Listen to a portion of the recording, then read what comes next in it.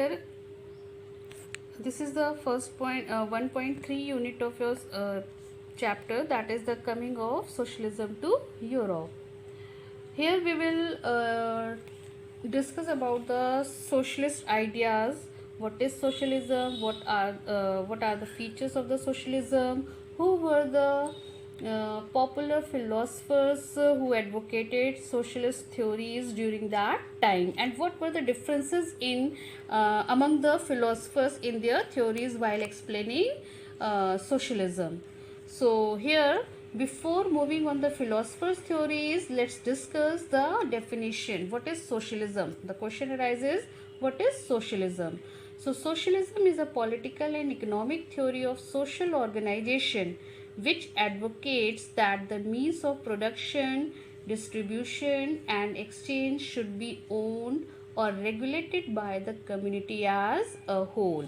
It means, in brief, we can say that they are favoring that the resources, all the resources should be equally distributed, and there should not be distinction between the workers and the property owners. Should have the equal distribution of wealth, should have the equal distribution of profit, as well as should not be a difference between the working class and the industrialist class. And the government there should be a proper interference of government, that the government should have a right to establish to frame the policies in such a way that there should not be a difference or a gap between the industrialists and the working class. These are some features of the socialist.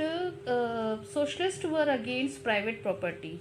It means totally they discard the concept of private property. Means the property or the wealth should not be accumulated or should not hold by the few people or privately, individually. It should be all the people of the society should be the owner of the wealth. Under socialism, the means of production are under the control of the government. Means they also advocated that the means of production are under the control of government. Means whatever the industries are there, are established, the owner of those industries should be under the control of government. Means the government should be the owner of the industries. Socialists regarded the private property as root cause of all social evils.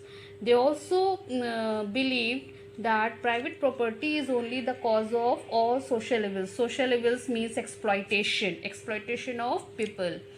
Because if the person would or the industrialists, those who would be the owner of the industries, they will also look for their profit, and to earn more and more profit, definitely they will exploit the people. And when they will exploit the people, so definitely there would be the tensions or the differences between the industrialists and the working class. So this will create chaos and differences and violence in societies. So they thought that the private property is the root cause of all social evils. As well as they also encourages cooperatives. Instead of the private property, they were favoring the cooperatives. Cooperatives means where all the people will contribute as per their capability and eligibility in production and in the development of the society, and accordingly they will get their share in profit. So these were some features of the socialism.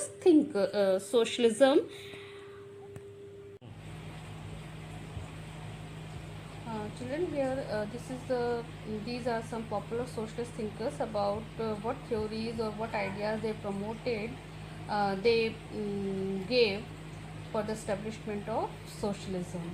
So here first is Robert Owen.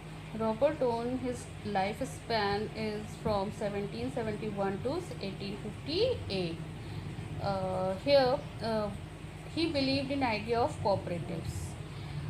He was the first person who promoted the idea of cooperatives. Cooperatives basically beta are the association of people who produce goods together and divide the profits according to the work made by each member in production. Means jointly they invest in the production they invest in production, they contribute for the production as per their capability, and whatever the work they contribute in production, accordingly they get their share in profit. So such type of organizations are known as cooperatives, and he was the first person to introduce the idea of cooperatives. And for this purpose